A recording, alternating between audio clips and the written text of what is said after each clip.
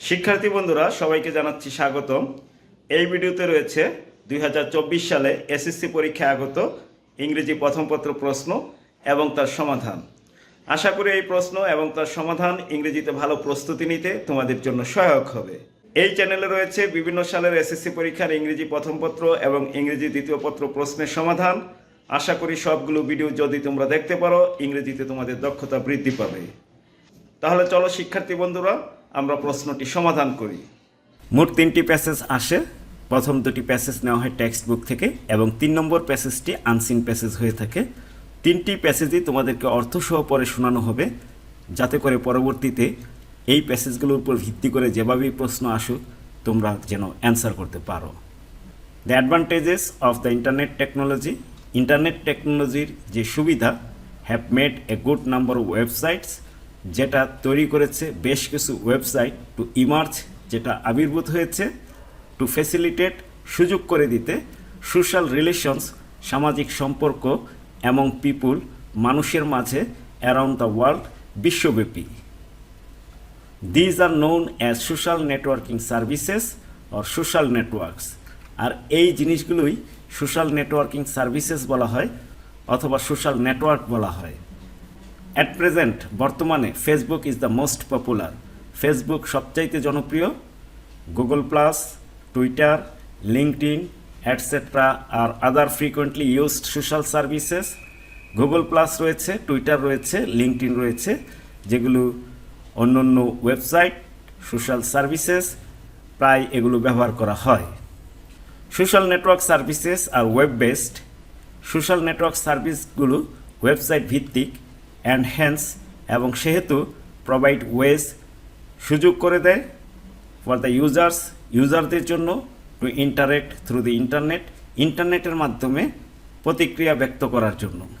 This services, এই সার্ভিসগুলোই make it possible, এটাকে সম্ভব করেছে, two connect people sharing interest and activities, interest এবং অ্যাক্টিভিটিস, মানুষের আগ্রহ, মানুষের কার্যক্রম শেয়ার করার জন্য, মানুষকে যুক্ত করার জন্য, অ্যাক্রস দ্য বর্ডার্স, বর্ডার ছাড়িয়ে, অ্যান্ড দাস হ্যাভ মেড, আর এভাবেই তৈরি করেছে, এ লট, অনেক কিছু, ফর দ্য ইউজার্স, ইউজারদের জন্য, ব্যবহারকারীদের জন্য, টু ফিল দ্যাট, যাতে তারা উপলব্ধি করে, they really live in a global village, তারা প্রকৃতপক্ষেই একটি বৈশ্বিক গ্রামে বসবাস করছে। Why are social networks expanding so fast, কেন এই সোশ্যাল নেটওয়ার্কগুলো এত দ্রুত সম্প্রসারিত হচ্ছে? The answer is simple, answer খুবই simple. Most of the social services are cost free, অধিকাংশ সোশ্যাল সার্ভিসই বিনামূল্যে ব্যবহার করা যায়। You can make use of them free, paying a very little to your internet service provider, তুমি সেগুলোকে বিনামূল্যে ব্যবহার করতে পারো ইন্টারনেট সার্ভিস প্রোভাইডার, অর্থাৎ তোমাকে যে ইন্টারনেট সার্ভিস দিয়ে থাকে তাকে অল্প কিছু পে করে। সেকেন্ডলি, দ্বিতীয়ত, you can make your personal profile public, তোমার পার্সোনাল প্রোফাইলকে পাবলিক করতে পারো, জনসম্মুখে উপস্থাপন করতে পারো, before the entire online community, সম্পূর্ণ অনলাইন সম্প্রদায়ের উপর, অনলাইন কমিউনিটির সামনে। It is like presenting yourself, এটা হলো নিজেকে উপস্থাপন করা, বিফোর দি ইন্টায়ার ওয়ার্ল্ড, পুরো পৃথিবীর সামনে। You can also look into other people's profile, অন্যের প্রোফাইলও তুমি পর্যালোচনা করতে পারো, ইফ ইউ আর ইন্টারেস্টেড, যদি তুমি আগ্রহী হও। It is simple and easy, এটা খুবই সিম্পল এবং খুবই ইজি। কিসের কথা বলছে? সোশ্যাল নেটওয়ার্কিং সার্ভিসের কথা বলছে। থার্ডলি, তৃতীয়ত, social networks allow users, social নেটওয়ার্কগুলো ইউজারদেরকে সুযোগ করে দেয়, to upload pictures, multimedia contents and modify the profile, ছবি আপলোড করতে, মাল্টিমিডিয়া কন্টেন্টস আপলোড করতে এবং প্রোফাইলকে মডিফাই করতে। সাম সার্ভিসেস, কিছু সার্ভিস রয়েছে, যেমন like Facebook allow users, Facebook ইউজারদেরকে সুযোগ করে দেয়, টু আপডেট দেয়ার প্রোফাইলস, তাদের প্রোফাইলকে আপডেট করার জন্য, নতুন নতুন তথ্য যোগ করার জন্য। ফোর্থলি, চতুর্থত, এখানে মূলত বলা হচ্ছে কিসের কথা? কেন সোশ্যাল নেটওয়ার্কস এক্সপান্ডিং, অর্থাৎ সম্প্রসারিত হচ্ছে, সো ফাস্ট, দ্রুত গতিতে। অনেক কারণ বলছে।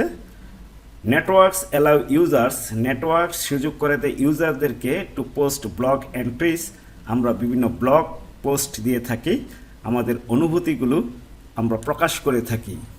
User profiles have a section, user প্রোফাইলের একটা সেকশন রয়েছে ডেডিকেটেড টু কমেন্টস, যেটা তৈরি করা হয়েছে কমেন্টের জন্য, from friends and other users, friends এবং অন্যান্য ব্যবহারকারীর জন্য।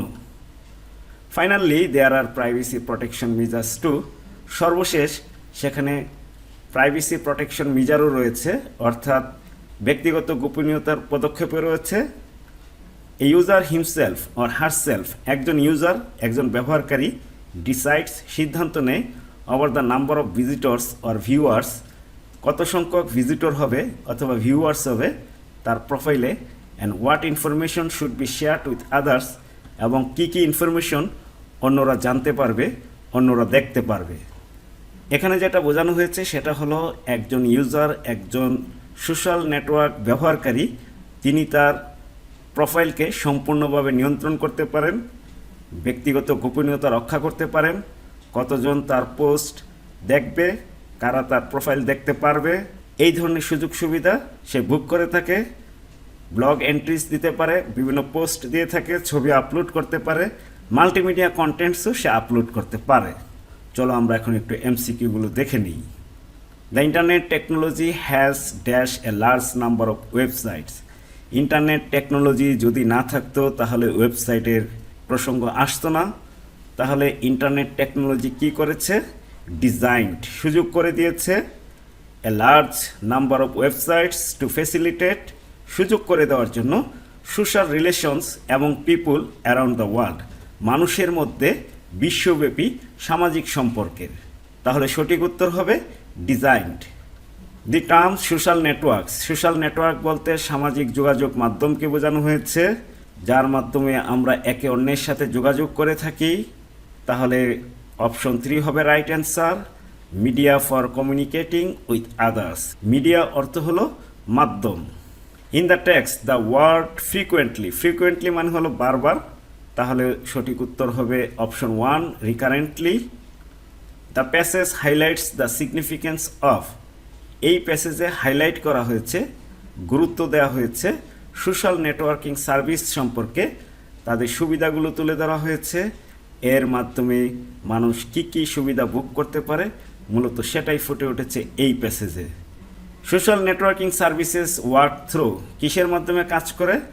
অবশ্যই ইন্টারনেট থাকতে হবে, ইন্টারনেটের মাধ্যমে কাজ করে, কারণ ইন্টারনেট থাকার কারণে ওয়েবসাইট হয়েছে, আর সোশ্যাল নেটওয়ার্কিং সাইটগুলো এক ধরনের website. The social networking services are on the, social networking service কিন্তু বৃদ্ধি পাচ্ছে, বৃদ্ধি পাওয়া ইংরেজি হলো রাইজ, আর বাকি যে 3টা অপশন রয়েছে প্রত্যেকটির অর্থ হলো কমে যাওয়া। There is also assurance of, কিসের নিশ্চয়তা রয়েছে? প্রাইভেসি প্রোটেকশনের নিশ্চয়তা রয়েছে, ব্যক্তিগত গোপনীয়তার ব্যবস্থাও রয়েছে অন ইউজিং সোশ্যাল নেটওয়ার্কস। এখন আমরা দেখব প্রশ্নের উত্তরগুলো, যেগুলো প্যাসেজ থেকে সরাসরি লেখা যাবে, সেগুলো তোমাদেরকে দেখিয়ে দেওয়া হবে। What is social networking service, social networking service কি? আমরা চলে যাচ্ছি প্যাসেজে। The advantages of the internet technology have made a good number of websites to emerge to facilitate social relations among people around the world. These are known as social networking services. এটাই হলো উত্তর এ নম্বরের। B নম্বর প্রশ্ন, how are the social networks making a global community? আমরা এখানে পড়েছিলাম global village, that means global community. This services, আমরা দিস সার্ভিস না বলে বলবো social networking services make it possible to connect people sharing interest and activities across the borders and thus have made a lot for the users to feel that they really live in a global village. আমরা শুধুমাত্র village শব্দটা বাদ দিয়ে community শব্দটি ব্যবহার করব, তাহলে perfect answer হয়ে যাবে। এখন আমরা সি নম্বর প্রশ্নটি দেখব। সি নম্বর প্রশ্নে কী চেয়েছে? How does social network work, social network কীভাবে কাজ করে, এটা একটু নিজের মতো করে লিখতে হবে। তাহলে চলো আমরা উত্তরটি এখানে দেখিয়ে দিচ্ছি তোমাদেরকে। Social network allows users and organizations, user বা অর্গানাইজেশনকে অ্যালাউ করে, অনুমতি দেয়, to connect, communicate and share information and form relationships. যোগাযোগ করার জন্য, সংযোগ স্থাপন করার জন্য, তথ্য বিনিময় করার জন্য সোশ্যাল নেটওয়ার্ক সার্ভিসগুলো সুযোগ করে দেয়। It is simple and easy. এটাকে ব্যাখ্যা করতে হবে 2 বা 3টি সেন্টেন্সে। দিস ইন্ডিকেটস, অর্থাৎ এটা দ্বারা বোঝানো হয়েছে easy access of the people, মানুষের সহজেই প্রবেশ অধিকার to the social networking services.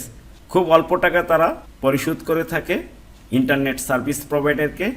Anyone can share interest and activities across the borders. যে কেউ তার ইন্টারেস্ট এবং অ্যাক্টিভিটিস শেয়ার করতে পারে। He can make his personal profile public before the entire community. এতটুকু লিখলেও হয়ে যাবে, আবার এতটুকু লিখলেও হবে, এবং এই সেন্টেন্সটা সহ যদি লেখা যায় তাতেও সমস্যা নেই। He can also look into other people's profile if he is interested. তিনি যদি আগ্রহ হন অন্যের প্রোফাইলও পর্যালোচনা করতে পারেন, অন্যের প্রোফাইলও তিনি ভিজিট করতে পারেন।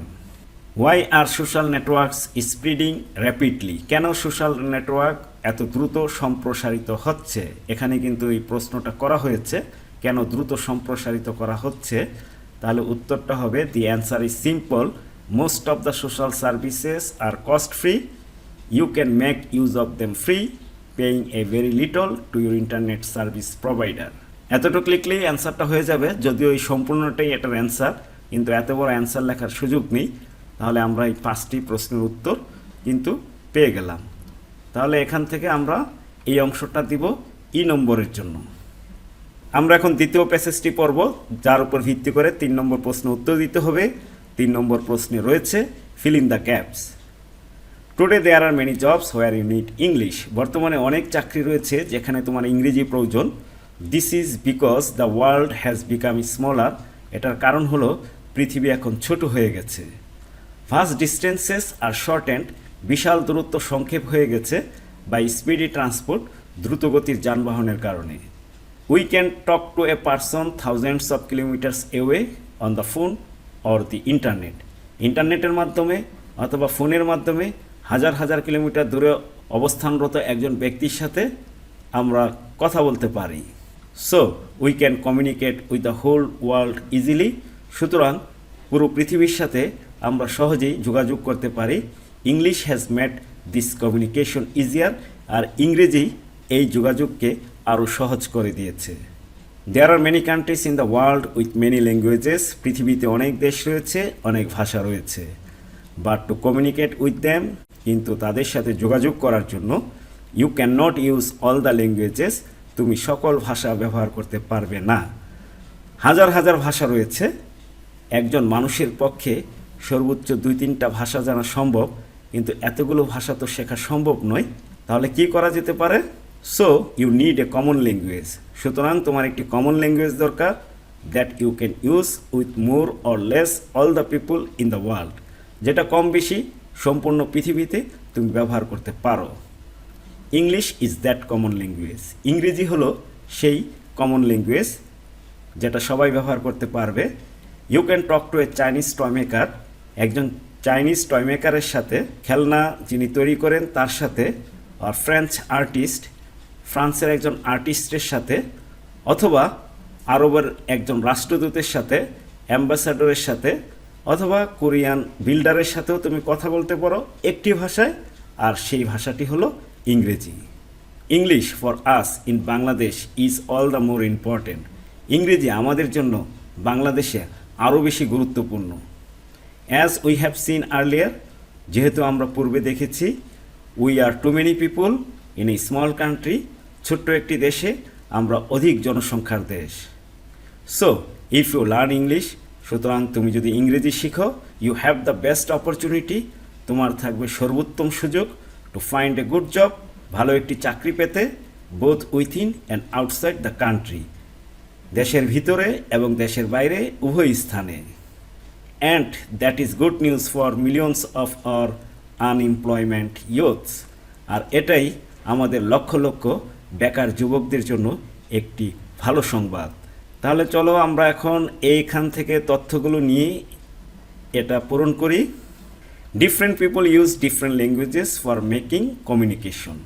কমিউনিকেশন করার জন্য, যোগাযোগ করার জন্য বিভিন্ন মানুষ বিভিন্ন ভাষা ব্যবহার করে। বাট কিন্তু এ কমন ল্যাঙ্গুয়েজ ইজ নেসেসারি, একটি সাধারণ ভাষা প্রয়োজন। ইন অর্ডার টু মানে হলো উদ্দেশ্যে, যেটা শুধু টু দিয়েও বোঝানো যায়। To communicate with the people of the whole world, সারা পৃথিবীর মানুষের সাথে যোগাযোগ করার জন্য। English has achieved the prestige of being that language, আর ইংরেজি সেই ভাষাটি হওয়ার মর্যাদা অর্জন করেছে। It helps to get good jobs, এটা ভালো একটি চাকরি পেতে সাহায্য করে। অ্যান্ড হ্যাভ বেটার ওয়েজেস অথবা স্যালারিজ, ভালো স্যালারি পেতে, মজুরি পেতে সাহায্য করে। So we should learn English properly, সুতরাং আমাদেরকে ইংরেজি যথাযথভাবে শিখতে হবে। কারণ ইট হেল্পস, এটা সাহায্য করে। To solve hour unemployment problem, আমাদের বেকার সমস্যা সমাধান করার জন্য, লাঘব করার জন্য। আমরা এখন 3 নম্বর প্যাসেজটি পড়ব। 3 নম্বর প্যাসেজটি পড়ে এখানের তথ্যগুলো পূরণ করব। তাহলে চলো প্যাসেজটা আমরা পড়ে আসি। Captain Mohiuddin Jahangir was an officer in the army during the liberation war of 1971। Captain Mohiuddin Jahangir 1971 সালের স্বাধীনতা যুদ্ধে তিনি ছিলেন আর্মির একজন অফিসার। তিনি জন্মগ্রহণ করেছেন 7 March 1949 at Rahimganj village under Babuganj থানা ইন বরিশাল ডিস্ট্রিক্ট। বরিশাল জেলার বাবুগঞ্জ থানার রহিমগঞ্জ গ্রামে 1949 সালে 7 মার্চ তিনি জন্মগ্রহণ করেছিলেন। হি কমপ্লিটেড হিজ এইচএসসি, তিনি এইচএসসি সম্পন্ন করেছিলেন from Barishal BM college, Barishal BM college থেকে। ইন 1967, 1967 সালে হি টুক অ্যাডমিশন, তিনি ভর্তি হলেন in the department of statistics ডিপার্টমেন্টে ইন ঢাকা ইউনিভার্সিটি, ঢাকা ইউনিভার্সিটিতে।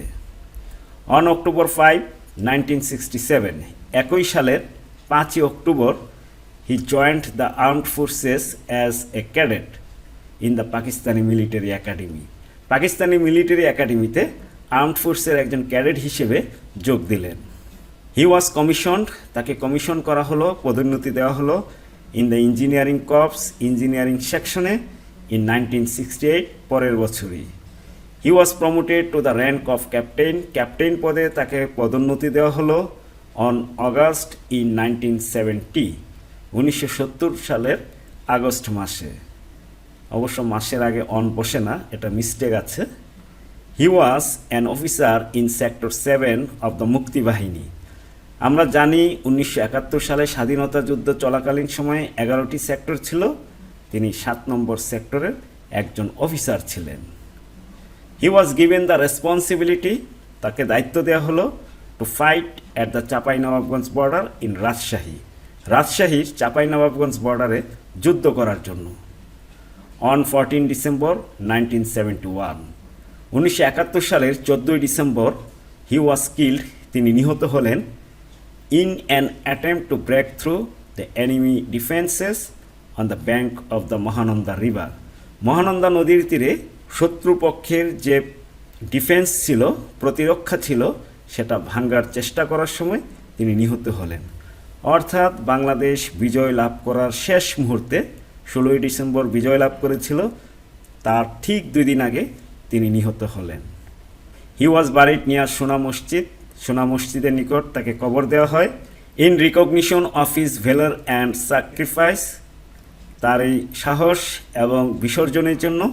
ইন দ্য লিবারেশন ওয়ার, স্বাধীনতা যুদ্ধে Mohiuddin Jahangir was awarded with the highest state honour of বীর শ্রেষ্ঠ, সর্বোচ্চ রাষ্ট্রীয় সম্মান বীর শ্রেষ্ঠ পদবিতে তাকে ভূষিত করা হয়। চলো শিক্ষার্থী বন্ধুরা, আমরা এটা সমাধান করি। সমাধান করার পূর্বে টাইটেলটা ভালোভাবে খেয়াল করতে হবে। এই ধরনের টাইটেল যখন থাকবে তখন কিন্তু এর উত্তরে অবশ্যই একটি ভার্ব থাকবে। যেমন এখানে 3টা অপশন আছে, 3টা অপশনে কিন্তু ভার্ব রয়েছে। ইভেন্ট, অ্যাক্টিভিটি, এই ধরনের টাইটেল। এই ঘরে যা আছে সব হলো কোথায় অনুষ্ঠিত হয়েছে, কোথায় ঘটনা ঘটেছে, আর এই কলামে যা আছে সব সময় বোঝাবে। তার মানে আমি 1 নম্বরে যে উত্তর লিখব সেটা সময় বোঝাবে, 5 নম্বরে যে উত্তর লিখব সেটা সময় বোঝাবে, 2 এবং 4-এর যে উত্তর লিখব সেখানে ভার্বের উপস্থিতি থাকবে, আর এটা স্থান হবে। তিনি জন্মগ্রহণ করেছেন রহিমগঞ্জ। কখন জন্মগ্রহণ করেছেন আমরা একটু দেখে নিই। তিনি জন্মগ্রহণ করেছেন অন 7 মার্চ 1949। তাহলে এটাই হবে 1 নম্বরের উত্তর।